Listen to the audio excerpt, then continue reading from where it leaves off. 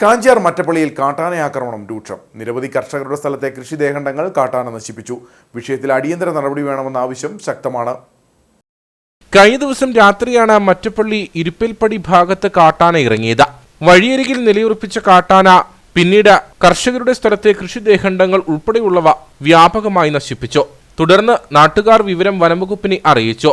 പിന്നീട് നാട്ടുകാരും വനംവകുപ്പും ചേർന്ന് ആനകളെ മേഖലയിൽ നിന്നും തുരത്തുകയായിരുന്നുവെന്ന് നാട്ടുകാർ പറഞ്ഞു. പിള്ളേരാരും ഇവിടെ ഇല്ലായിരുന്നു. പിന്നെ ആൾക്കാരോട് ഒരു ഒച്ച ഓടിക്കുന്ന സൗണ്ട് കേട്ട് കഴിഞ്ഞപ്പോഴത്തേന് ഇറങ്ങി നോക്കി ഒന്നും കാണുന്നില്ല. ശകലം കഴിഞ്ഞ് വീട് പെരക്കകത്തോട്ട് കയറി പോയി വെച്ചിട്ട് തിരിച്ചിറങ്ങി വരുമ്പോൾ പിന്നെ ഇങ്ങനെ ഈ വാതിലിൻ്റെ ഇവിടെ ഇങ്ങനെ നിന്ന് അങ്ങോട്ട് നോക്കുമ്പോൾ ആന വഴി നിൽക്കുന്നതാണ് കാണുന്നത്.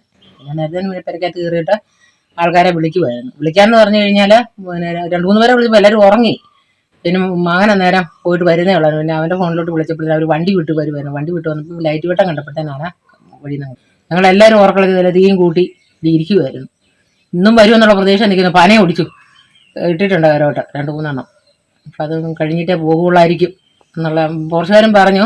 ഇപ്പം തിന്ന് തീർത്തിട്ട് ഇനി ഇത് പോകുള്ളെന്ന് അവർ പറഞ്ഞിട്ട് ഞങ്ങളും മൊത്തത്തിൽ ഇരുട്ട എല്ലാവരും ആൾക്കാരെല്ലാവരും ഉണ്ടായിരുന്നു. എല്ലാവരും വഴിയിൽ ഇങ്ങനെ തീയും കത്തിച്ച് കാവലിരിക്കുക. 4 മണി കഴിഞ്ഞിട്ടും ആന എങ്ങോട്ടാ മാറിയെന്ന് അറിയത്തില്ല. പുറത്ത് എവിടെയെങ്കിലും കാണുമായിരിക്കും. പുറത്ത് വാഴയൊക്കെ തിന്നെന്നാണ് പറഞ്ഞത്. ഞങ്ങൾക്ക് അറിയത്തില്ല. ഞങ്ങൾ അങ്ങോട്ട് പോയില്ല. നമുക്ക് ഇവിടെ ആയിരുന്നത് കൊണ്ടേ എല്ലാവരും പോർച്ചുകാരും ഉണ്ടായിരുന്നു കൊണ്ട് പൊട്ടിക്കുമ്പോൾ അത് പൊട്ടിയിരുന്ന ഒരു വിഷയമല്ല ഇതിന്. കാട്ടാന ഉൾപ്പെടെയുള്ള മറ്റു വന്യമൃഗങ്ങളുടെ ശല്യവും മേഖലയിൽ രൂക്ഷമാണ്.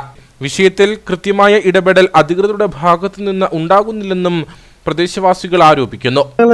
അപ്പുറത്തൊരു പറമ്പിൽ നിന്ന് വാഴ പറിച്ചിട്ട് അവര് ഓടിച്ചു വിട്ടാണ് ഇങ്ങോട്ട്.